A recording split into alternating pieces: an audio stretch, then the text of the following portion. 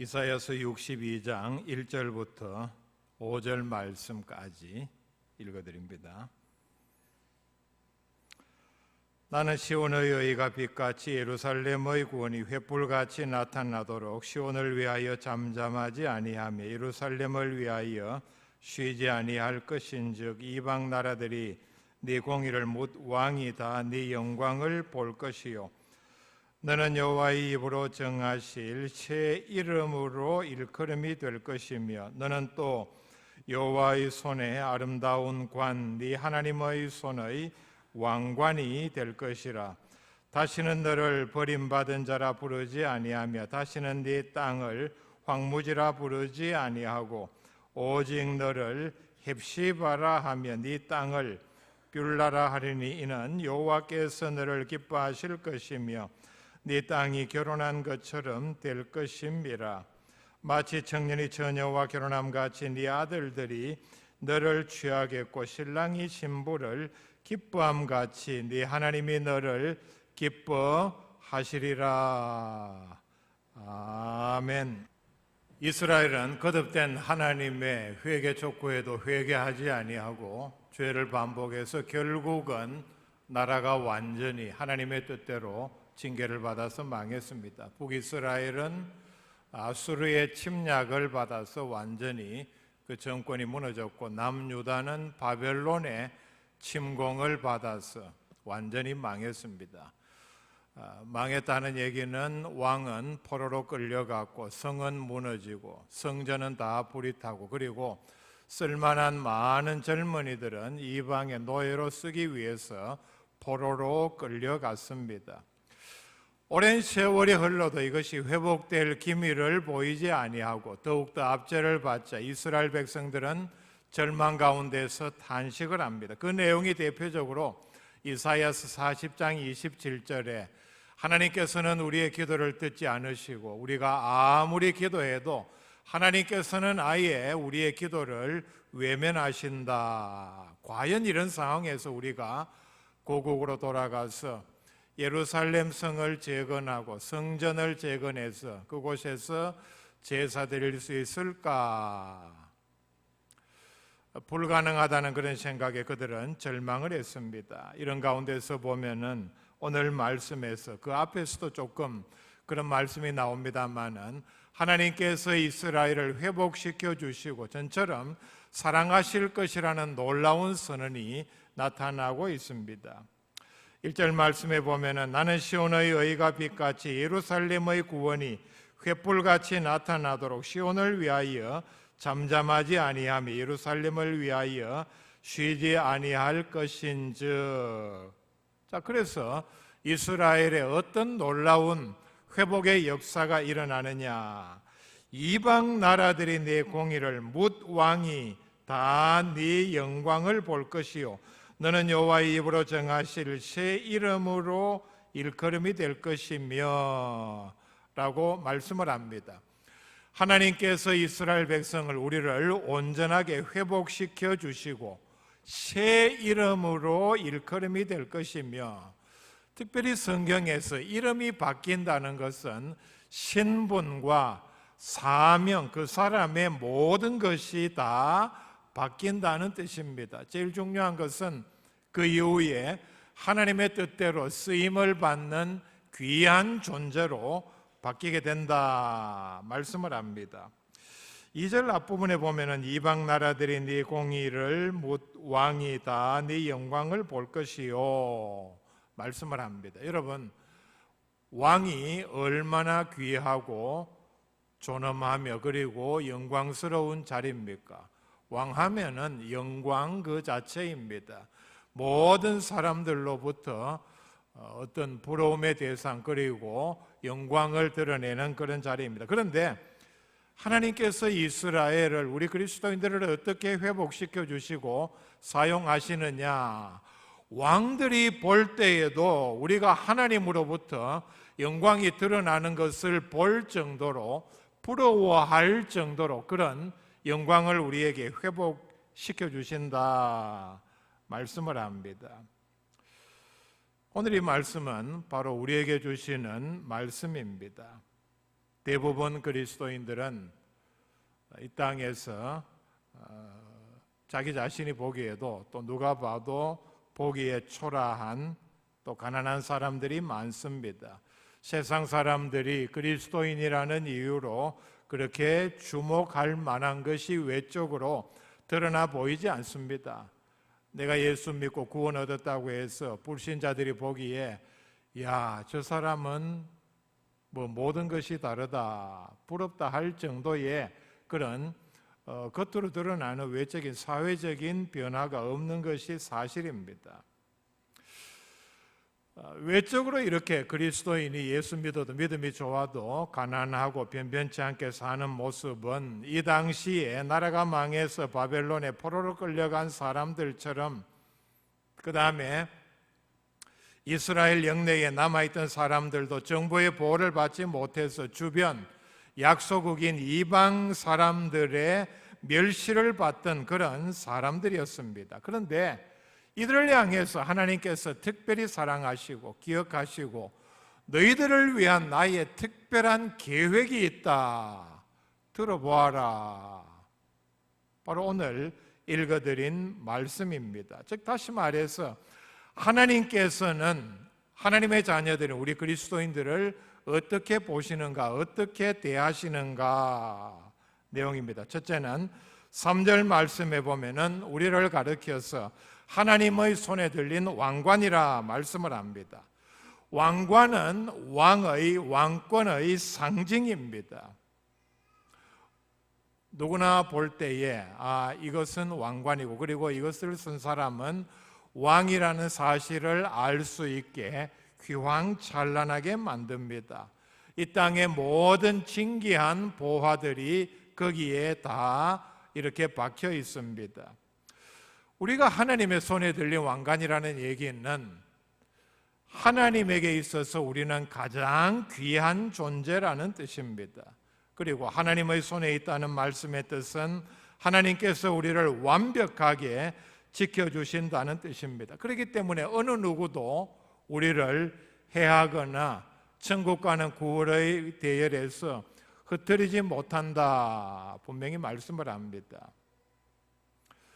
대관식을 할 때에 왕이 모든 복장을 갖추고 사람들 앞에 나타날 때에 제일 먼저 보는 것이 바로 왕의 머리에 쓰여진 왕관입니다. 집중해서 봅니다. 찬란한 보석들이 박혀 있기 때문입니다.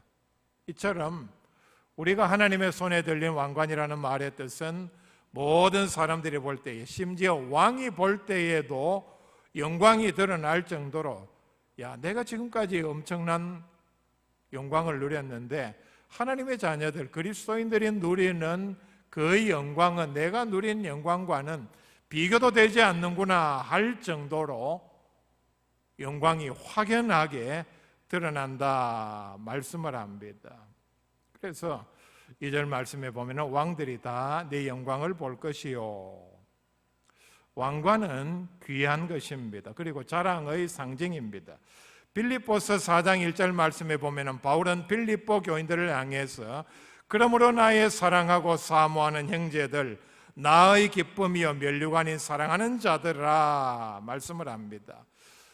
바울이 그 당시 유럽 각지를 다니면서 많은 교회를 세웠습니다. 자기가 전도해서 양육을 하고 교회로 이렇게 유지할 수 있도록 말씀을 가르치고, 그리고 필요에 따라서는 또 다른 곳으로 가서 이런 일들을 반복을 했습니다. 그런데 바울이 자신의 목회 여정을, 선교 여정을 돌아보면서 감옥에 갇혔지만은 빌립보 교회를 생각할 때에 나의 기쁨이요 면류관인, 가장 기뻐하고 자랑할 수 있는 교회가 빌립보 교회라는 뜻입니다. 이유가 뭡니까? 빌립보 교회는 바울이 비록 짧은 기간 머무르면서 전도해서 세웠지만 떠나고 난 뒤에도 계속해서 바울의 선교 사역을 도우고, 심지어는 바울이 감옥에 들어간 다음에도 빌립보 교회에서 바울이 선교 사역에 쓸 수 있는 헌금과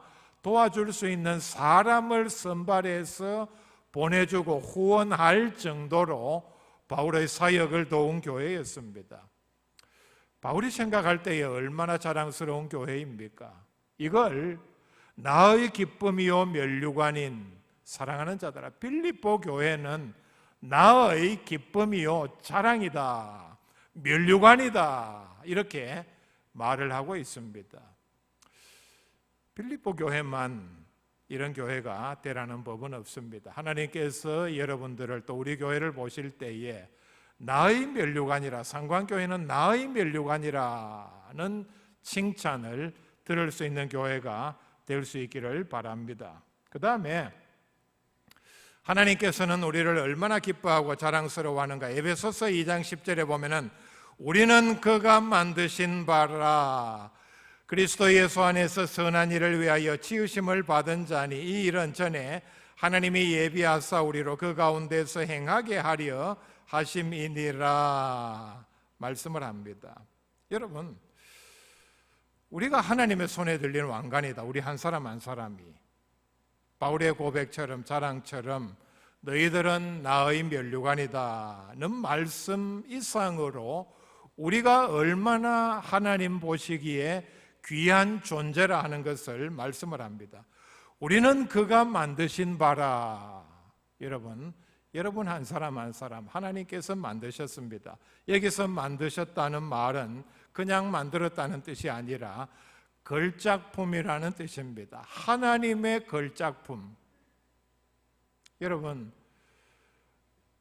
세상의 거장들의 걸작품도 수천억 원이 넘습니다. 제가 가격이 궁금해서 인터넷에 들어가 봤더니 그 루브르 박물관에 걸린 모나리자의 가격을 아직 그게 뭐 경매에 나온 적도 없고 팔린 적도 없기 때문에 추정을 이렇게 했습니다. 최고로 국가 간에 아마 거래를 하면은 2조 5천억이 넘을 것이다. 지금 마스크를 끼고 있어서 그런지 놀라는 모습이 전혀 보이지를 않습니다. 그리고 다른 데 이렇게 찾아보니까 수천억 원이 넘는 게 수십 점이 넘습니다. 뭐 고갱이라든지 세잔 이름은 들어보셨습니까? 이런 화가들이 그린 그림이 지금 과거에 경매된 실적도 있고 한데 수천억 원이 넘는다. 자, 우리는 하나님의 걸작품입니다. 그런데 그냥 걸작품이 아니라 그리스도 예수 안에서 선한 일을 위하여 지으심을 받은 자니 엄청나게 고귀한 목적을 위해서 지으심을 받았다. 또 하나, 전에 하나님이 예비한 가운데, 계획된 가운데 이런 엄청난 걸작품이 탄생했다 말씀을 합니다. 여러분, 하나님의 손에 우리가 얼마나 귀한 존재라는 사실을 우리가 분명히 깨달을 수 있어야 합니다. 이게 우리를 향한 하나님의 뜻입니다. 그런데 세상은 우리를 향해서 어떻게 말을 합니까? 평가를 합니까? 그리스도인들이 외적으로 돈이 없다고 해서, 단지 사회적으로 그렇게 주목받지 않는다고 해서 이런 모습만 보고서 우리를 멸시를 합니다. 말은 하지 않습니다. 그러나 속으로 하는 말이 이겁니다. 너 돈 얼마 있냐? 너 학교 어디 나왔느냐? 너 지위가 무엇이냐? 현재 하고 있는 일이 무엇이고 과거의 경력이 무엇이고? 너 돈 없잖아. 내가 다 아는데. 너 돈 얼마 되지도 않으면서 이런 데 왔냐? 교회를 가리키는 말이 아닙니다. 사회의 어떤 자리에는 어떤 사람들이 모인 데는 서로 이렇게 이 사람이 얼마를 가졌냐, 지위가 무엇이냐 속으로 묻고 이렇게 평가를 합니다. 너 돈도 얼마 없으면서 이런 데 와서 이러고 있느냐? 이게 바로 세상 사람들이 사람을 보고서 하는 평가요, 질문의 내용입니다. 하나님께서 우리를 보시는 것과는 정반대의 얘기들입니다. 이게 다 마귀의 소리입니다. 우리는 하나님의 손에 가장 귀한 왕관이라는 사실을 여러분 깨닫는 믿음을 가지시기를 바랍니다. 베드로전서 2장 9절에 보면 우리는 한 사람 한 사람이 다 왕 같은 제사장이라 말씀을 합니다. 두 번째, 우리는 하나님의 기쁨이라 말씀을 합니다. 4절에 보면은 우리를 가리켜서 헵시바라 했는데 이 말의 뜻은 나의 기쁨이 그에게 있다는 뜻입니다. 하나님께서 우리를 보시고 전적으로 기뻐하신다 말씀을 합니다. 스바냐 3장 17절에 너희 하나님 여호와가 너희 가운데 계시니 그는 구원을 베푸실 전능자이시라. 그가 너로 말미암아 기쁨을 이기지 못하시며 너를 잠잠히 사랑하시며 너로 말미암아 즐거이 부르며 기뻐하리라 하시리라 말씀을 합니다.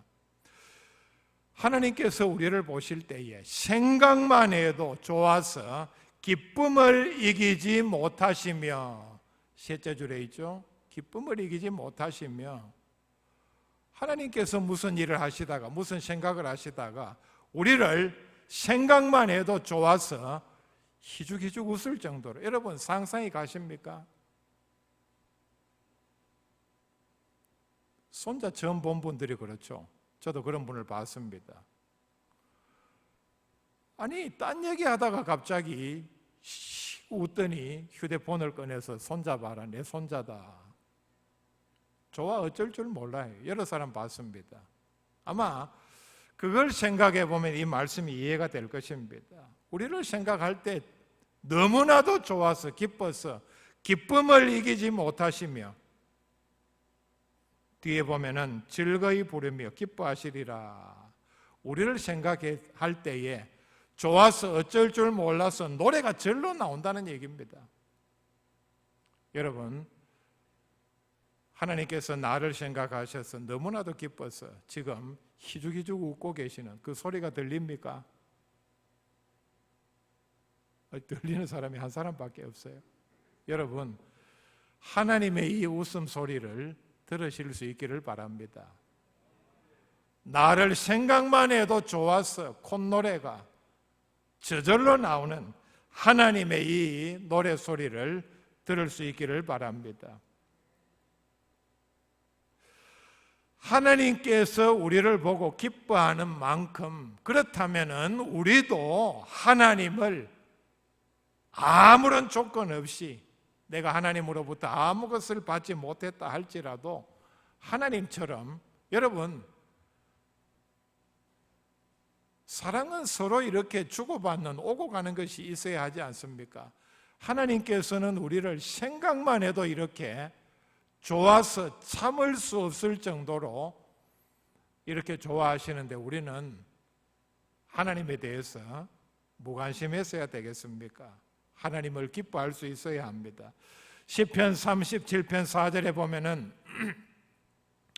또 여호와를 기뻐하라, 그가 네 마음의 소원을 이루어 주시리로다 말씀을 합니다. 우리도 하나님을 기뻐할 수 있어야 합니다. 생각만 해도 나는 하나님 때문에 기쁘다, 하나님 한 분만으로도 내가 엄청 기뻐한다. 하박국 3장 17절 이하에 하박국의 기쁨을 이렇게 표현을 합니다. 비록 무화과 나무가 무성하지 못하며 포도나무에 열매가 없으며 감람나무에 소출이 없으며 밭에 먹을 것이 없으며 우리의 양이 없으며 외양간에 소가 없을지라도 나는 여호와로 말미암아 즐거워하며 나의 구원의 하나님으로 말미암아 기뻐하리로다.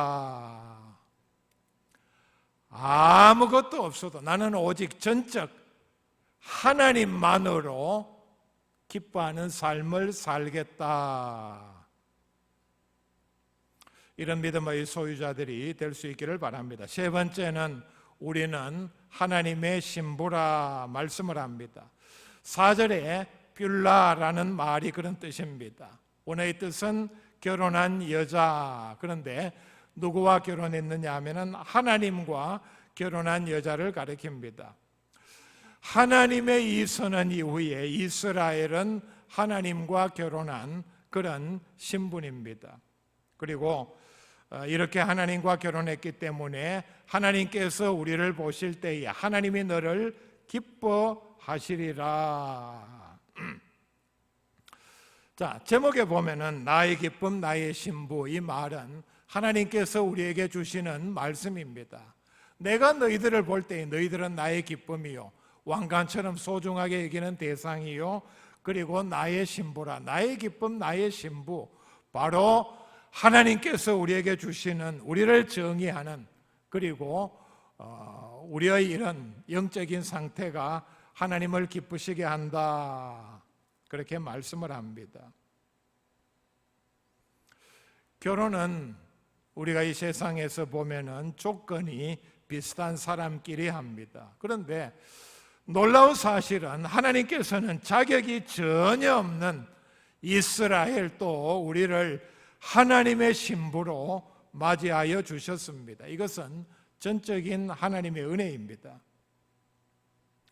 혹시 여러분 가운데 한 사람이라도 자격이 있어서 나는 구원받았고 하나님의 자녀가 되었다고 생각한다면 그 사람은 구원받지 못한 사람일 가능성이 많이 있습니다. 왜냐하면 가장 중요한 전적인 하나님의 은혜로 구원받는 진리를 그 사람은 모르기 때문입니다.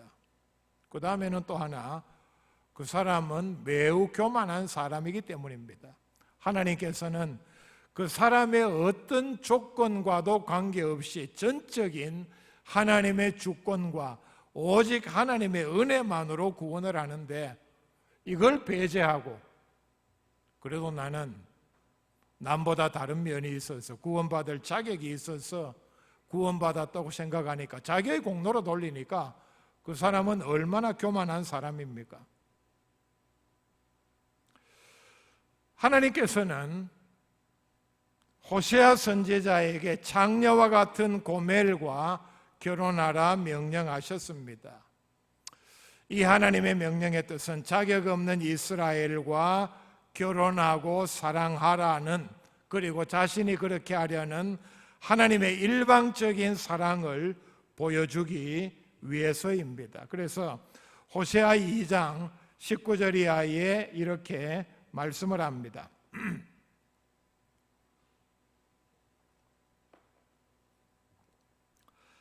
이스라엘을 향한 하나님의 말씀입니다. 내가 네게 장가들어 영원히 살되 공의와 정의와 은총과 긍휼이 여김으로 네게 장가들며 진실함으로 네게 장가들리니 네가 여호와를 알리라 말씀합니다. 얼마나 놀라운 말씀입니까? 이스라엘이 그런 자격이 있습니까? 전혀 자격이 없습니다. 하나님께서는 분명히 말씀하셨습니다. 이스라엘이 다른 민족들보다 뛰어나서도, 숫자가 많아서도 분명히 아니라 오히려 그 반대입니다. 늘 하나님을 반역하고 하나님 앞에 죄를 지었음에도 하나님께서 일방적인 그런 장가를 드는 남편이 되는 은혜를 베풀어 주셨기 때문입니다. 우리가 이런 면에서 보면 우리는 하나님의 신부입니다. 이 땅에서 예수 그리스도의 신부로 믿음을 지켜서 천국에 들어가서 결혼식을 합니다. 마태복음 25장 1절에 그 천국 비유를 이렇게 시작을 합니다. 천국은 마치 등을 들고 신랑을 맞으러 나간 열 처녀와 같다 하리니, 뒤에 보면은 믿음을 준비한 5 처녀만 혼인잔치에 들어갈 수 있었습니다. 자, 이렇게 천국에 들어가서 결혼식이 거행이 되는데, 이 광경을 요한계시록 19장 7절에 이렇게 말씀을 합니다. 우리가 즐거워하고 크게 기뻐하며 그에게 영광을 돌리시에 어린 양의 혼인 기약이 이르렀고 그의 아내가 자신을 준비하였으므로. 자, 제일 뒷줄에 보면은 그의 아내가 자신을 준비하였으므로 이 사람들은 예수님과 결혼할 자격을 갖추었다 말씀을 합니다. 우리의 이 땅의 믿음 생활은 바로 이 결혼 예식을 준비하는 과정입니다. 하나님께서 우리에게 이런 엄청난 특권을 주셨는데 얼마나 큰 은혜입니까? 그래서 이런 준비를 잘 해야 하는데, 교회에서 믿음 생활의 성격을 이런 면에서 고린도후서 11장 2절에서 잘 말씀을 하고 있습니다. 내가 하나님의 열심으로 너희를 위하여 열심을 내노니 내가 너희를 정결한 처녀로 한 남편인 그리스도께 드리려고 중매함이로다 말씀을 합니다. 바울이 전도해서 고린도 교인들을 예수 믿게 한 것이 바로 예수님과 고린도 교인들을 중매한 것이다. 정확하게는 약혼을 시킨 것이다. 이게 이 땅에서의 예수 믿고 난 다음에 교회 안에서 교역자들을 통해서 양육을 받으며 믿음 생활하는 성격을 이 한마디로 규정을 합니다. 교회의 역할이, 교역자의 역할이 이제 약혼한 모든 성도들이, 물론 교역자도 포함이 됩니다.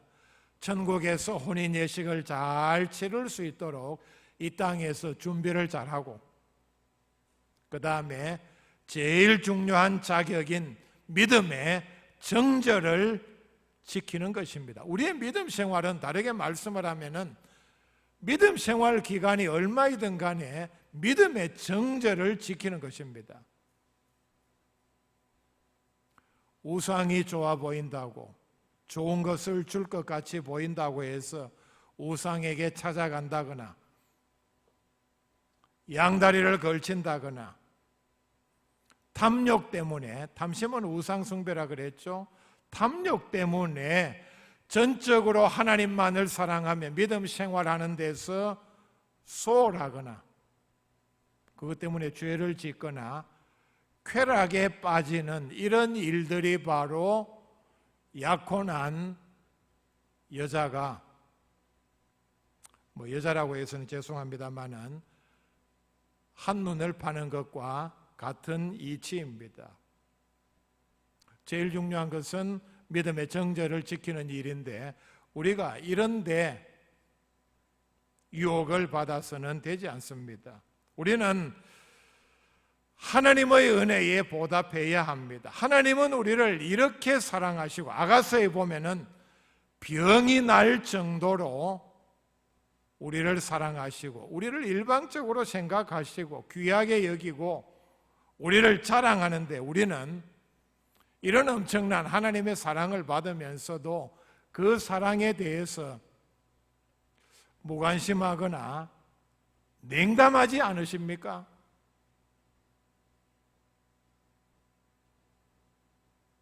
과거 어떤 콧대 높은 처녀처럼 따라오든 말든 그런 일도 있었다 그러죠. 대문 앞에 거적을 깔고 결혼 약속해 주기까지는 내가 절대로 먹지도 않고 이 자리를 떠나지도 않는다.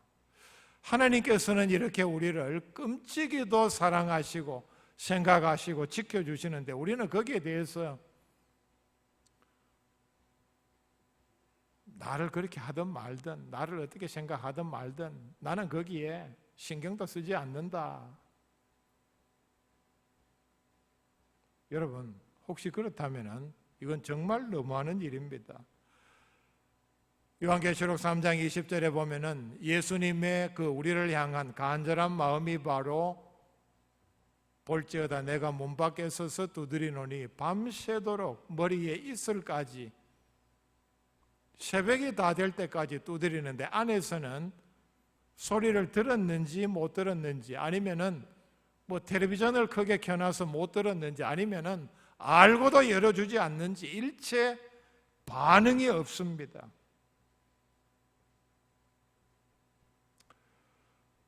오늘 대부분의 그리스도인들의 마음의 상태가 예수님에 대해서, 예수님의 사랑에 대해서 일방적으로만 사랑하게 하시고 우리를 찾아와서 마음문을 두드리게 하시는데, 우리는 그냥 예수님이야 두드리십시오. 나는 내 일 때문에 바빠서 내 사생활 침해받지 않기 위해서 문 열어주지 않습니다. 전혀 관심 없는 냉담한 우리의 마음은 아닌지 돌아보아야 합니다. 작은 예를 말하자면 예배는 이렇게 우리를 사랑하시는 하나님을 만나서 하나님의 말씀을 듣고 그리고 내 사랑을 고백하는 전하는 귀한 자리입니다. 하나님은 우리를 만나기 위해서 간절히 원하시고 찾아오시는데 우리는 관심이 없었어.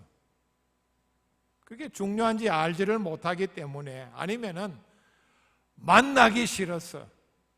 여러분 세상에 그런 사람들이 있죠. 만나기 싫은 사람이 분명히 있습니다. 그 자리 가봐야 그 사람 만나고 원하지 않는 그런 얘기 듣고 그럴 바에는 차라리 내가 딴 데 가겠다, 가지 않겠다. 이런 식으로 하나님에 대해서 만나기 싫었어. 아니면은 바쁜 일이 있었어. 세상 사람들 눈치 보느라 못 오는 경우가 얼마나 많습니까? 다른 일도 마찬가지입니다. 마땅히 드려야 할 우리의 시간, 우리의 충성, 우리의 게으름, 안일함 때문에 하나님의 사랑을 깨닫지 못해서 드리지 못하는 경우가 얼마나 많습니까? 우리의 이 땅에서의 삶은 하나님의 손에 들린 왕관, 하나님의 기쁨, 하나님의 신부다운 그런 삶이 있어야 합니다. 이게 바로 우리를 향한 하나님의 간절한 바람입니다. 우리의 구원자 되시는 신랑 되시는 예수님을 기뻐하며 자랑하는 그 사랑에 화답하는 복된 그리스도인들 다 될 수 있기를 바랍니다.